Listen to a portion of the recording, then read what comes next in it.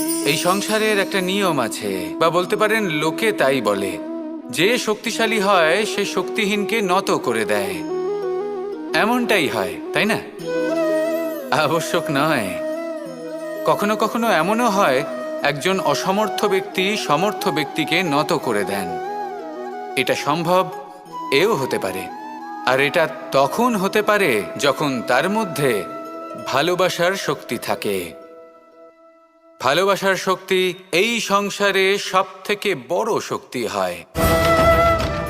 এই ভালোবাসার শক্তি দ্বারাই নির্ধন সুদামা আমাকে দিয়ে নিজের পা ধুইয়ে নিল, কিছু না বলেই, কিছু না চেয়েই। এই কর্মের আধার ছিল শুধুমাত্র ভালোবাসা। খুব শক্তিশালী হয় এই ভালোবাসা।